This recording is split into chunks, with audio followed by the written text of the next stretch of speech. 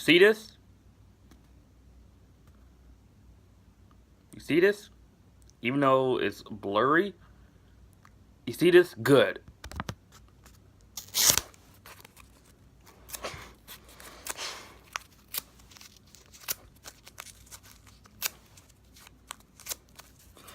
Woo! Like confetti! Woo! Woo!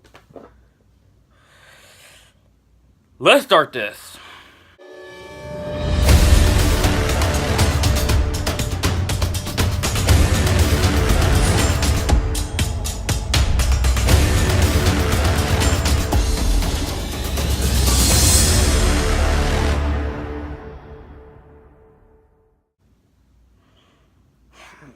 Do I even dare to say this movie's name? Transformers The Last Night. Just. Oh my god, let's get through this. I put myself into this mess ever since I started my series of Transformers reviews. And as soon as I reviewed the 1986 Transformers film, the Transformers the movie, I figured that, okay, yeah, I'm gonna go see it last night since I'm reviewing these movies. Really enjoyed the 86 film.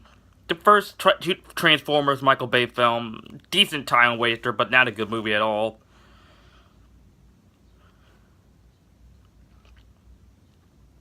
Revenge of the Fallen, terrible. Dark of the Moon, had its moments, but not good.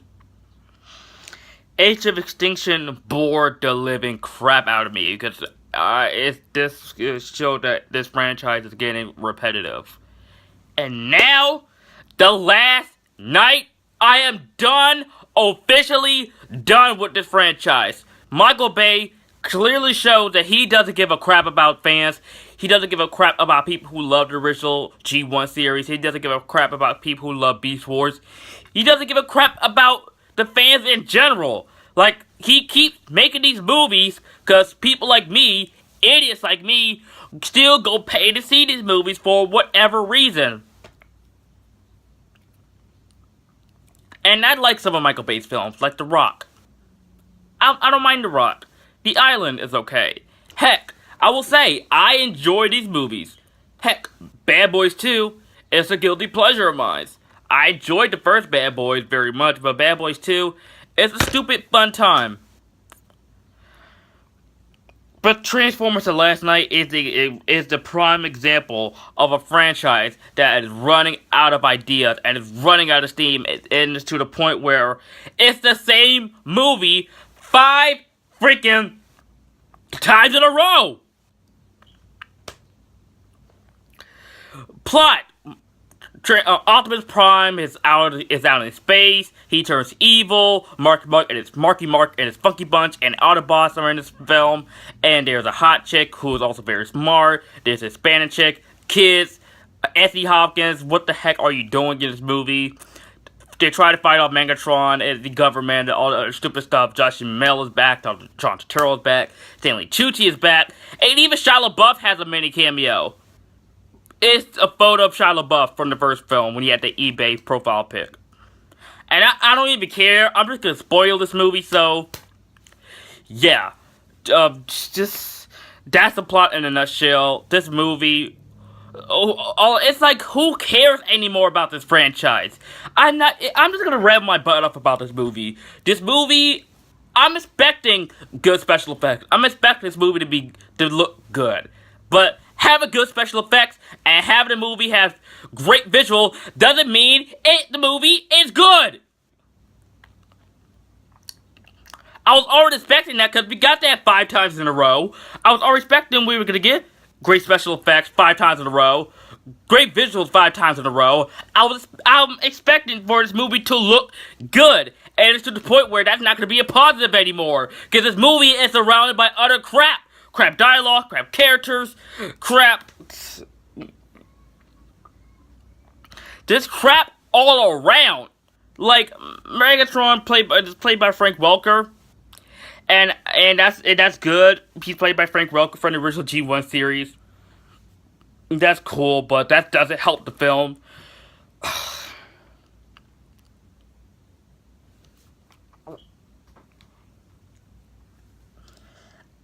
I didn't want to see this movie. I literally didn't want to see this movie, but my cousin, who was a huge Transformers fan, he wanted me to see this movie with him. I was like, okay, I'll go.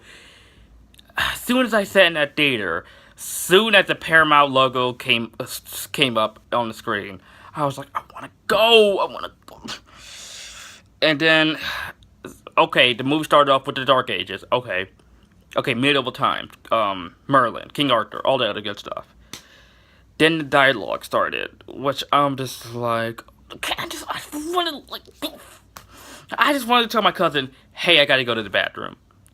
But if I would have left for like 3 hours, she probably would have noticed that I didn't. I pretty much went home because I wanted to like seriously. I just literally wanted to get up and leave out of the theater because oh my god.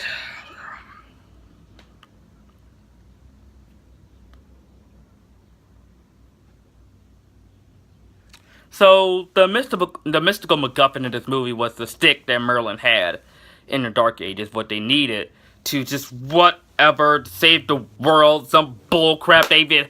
Say freaking exposition plan that we got 5 times in a row. That's all I'm gonna say in this movie. It's the same thing 5 times in a row.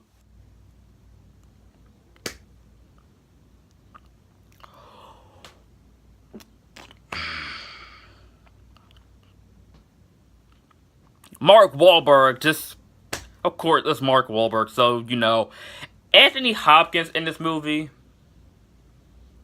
I was watching this movie and the stuff that he said in this film, like, dude, and some this modern day talk that he was saying in this movie, which just got me like,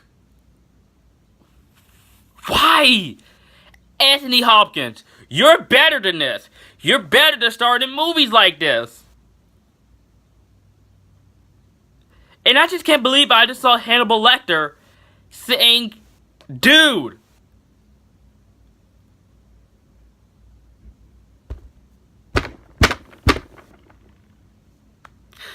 This movie just put me into a dark and sad place that I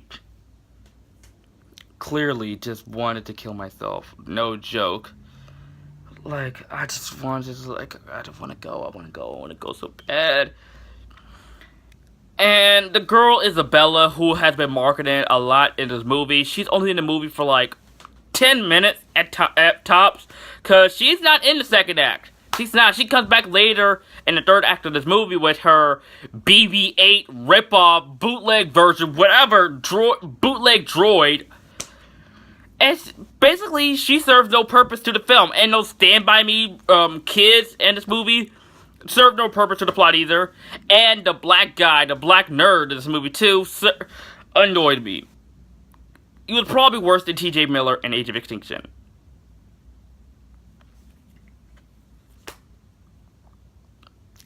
And the hot chick in this movie, who's supposed to be very smart, who she's with Marky Mark, she's just there for eye candy. That's basically it.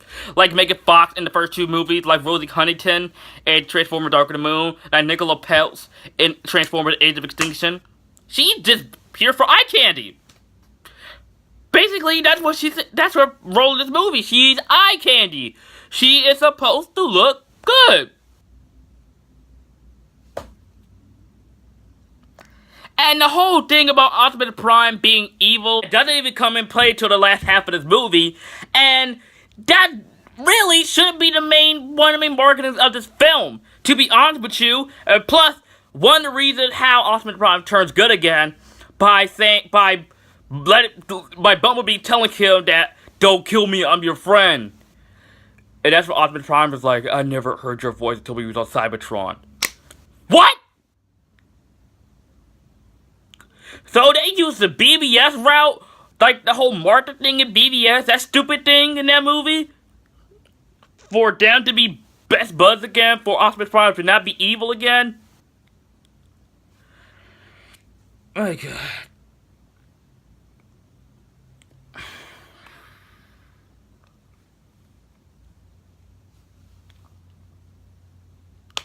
And then there is a Transformer butler in this film. Like, it's like, what are we gonna have? Droids now in this franchise? So that Transformer is basically like a droid. He has the physique of a droid. He acts like a droid. He's basically a droid.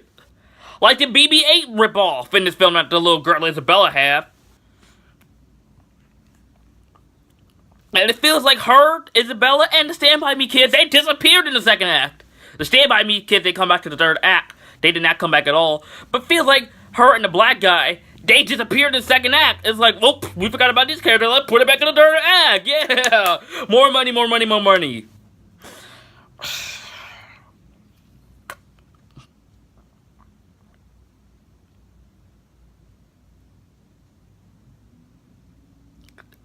I was about to fall asleep. Throughout this movie, I was about to fall asleep. I was literally like this. But that's my cousin was like, hey, wake up, wake up, wake up. I'm like, oh, crap, crap. Okay, I'll stay awake, I'll stay awake. And then I was just like, oh my God, this movie's gonna be freaking over. Even though it's like the second shortest in this franchise, I believe. But it felt like freaking forever. It felt like a 24-hour film. It felt like I was in the theater all day. I'm not even exaggerating. This movie just went on and on and on.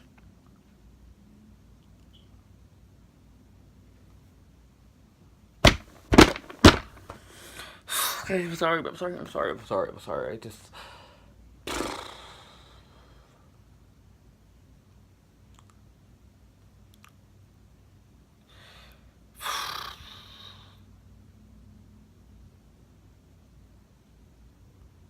Something tell me I should have avoided this film.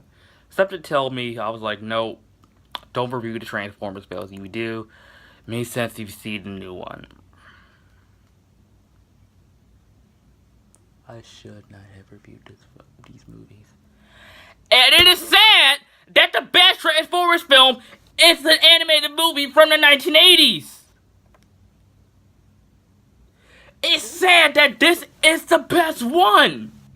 This is the best one. This right here, this movie right here, this is the best movie. The best Transformers movie we're ever gonna get. That's so freaking sad. A 1980s animated film is still the best Transformers movie. And it beats the crap out of any of the 5 live-action movies that we have. That is pathetic. That is sad and pathetic. You can't even make a good... Well, the first movie wasn't even all that great. I could watch it as a time waster, but the first movie wasn't even all that great. I liked it when I was a kid, because I was 7 years old when I first saw the first movie. I was 7 years old. I loved that movie back in 2007. Now it's like, okay, it's whatever. Okay, all the explosion stuff, cool. But now it's getting old and old. It's old. This is 10 years old. This formula that they have, it is so freaking redundant. It is done. Stop it. Really, stop it. Stop it, Michael Bay. Stop it with these terrible movies. I'm so sick of it. I am sick of it. I'm literally sick of it. And they're marketing it as this movie as the final chapter. But there are going to be more of these dumb movies. There's going to be a Transformers 6, 7, 8, 9, 10, 1000. I'm like, oh my God. And they're talking about doing a Bumblebee movie. Screw that. I like Bumblebee, but screw that. They take place in the 1980s. For all I care, I love the 80s, even though I wasn't even born in that decade. But screw that noise. F that noise. You can have Michael Bay not be the director or have it take place in the 1980s. I still wouldn't go see it. I'm not seeing any more of these movies. I am done with this French. Now I just knocked over my Bad Boy Blu-ray. Hold on, let me pick this up. This is a good Michael Bay movie. This is a good Michael Bay movie. I am done with this franchise. I hated Revenge of the Fallen. I hated Age of Extinction. And I hate this movie to death. And that's 3 strikes for 3 truly terrible movies. Because the first 2007 film and Dark of the Moon, they were terrible, but they weren't good movies at all. But now, we have 3 terrible movies. And that makes 3 strikes, you're out. I am done with this franchise. I am done with the Transformers movies. I'm done going to see these crappy movies for 10 years. And this is not what I go to see movies for. I go see movies for fun, entertainment. I'm a film critic. I'm a film buff. But I don't have to see a terrible movie. I don't have to see every movie. Heck, that's why I didn't really go see Fast and Furious, because I don't like none of the Fast and Furious movies. But I watched all 8 Fast and Furious movies over this. Over this.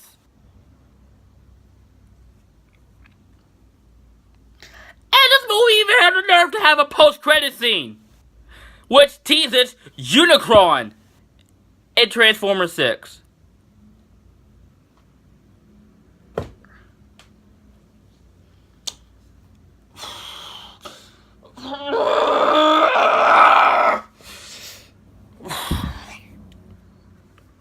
You know what? I still got a piece of ticket left right here. Wait, you see this right here?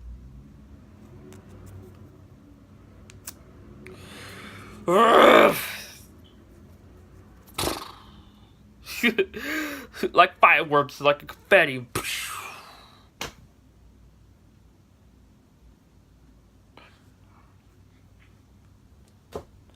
You get it, like stupid, mindless, dumb action 5 times in a row. 5 times in a row, you have the stupid action, this movie's stupid. This movie's just so, my god. I had a headache. I needed some Advil after watching this movie. No joke. I needed some Advil. Because I had a headache watching this movie. This movie put me into this. It hurted me physically and mentally. And this movie killed me. Like, I was on the verge of just leaving. I was on the verge of saying, you know what, I'm going to walk out. I don't even care anymore. But, I was with my cousin, so I couldn't do that. I'm just talking about random stuff now. This has to be the worst Transformers film. I hated Age of Extinction and Revenge of the Fallen, but at least with those movies, at least they had something. This movie had nothing! Nothing! At all! Nothing. The Last Night, and plus Mark Wahlberg, Jaeger, is The Last Night. So, Jaeger is The Last Night, because I thought it was going to be Optimus Prime's going to be The Last Night, or whoever, but Jaeger, Marky Mark,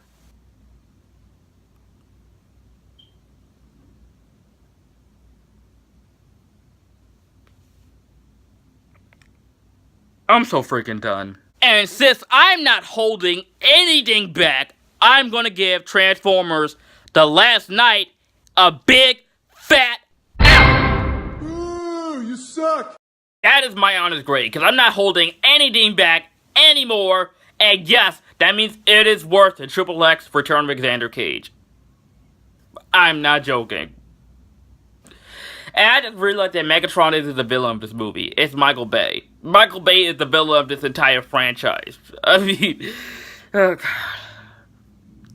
And Michael Bay says after this movie he's done with the franchise. If that's true, which I have a feeling it's probably not, hallelujah. But these movies are still going to be on my blacklist. That means I'm not watching any more Transformers film. I'm not watching Transformers 6, 7, 8, 9, 1,000, 1 million.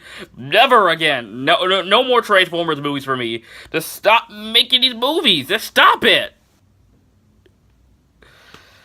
Oh my god.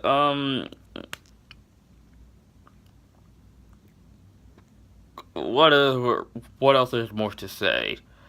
Other than I'm done with this franchise, I'm done. I'm just gonna stick with the original '86 film and the G1 series. Cause these are my two Transformers. I don't have the G1 series with me. I need to buy the complete series box set. But this is my Transformers movie. This right here. Plus, they messed up Hot Rod in this movie. Hot Rod, like, what the heck. But anyways, thank you so much for watching. Let me know. As a matter of fact, don't even see the last night.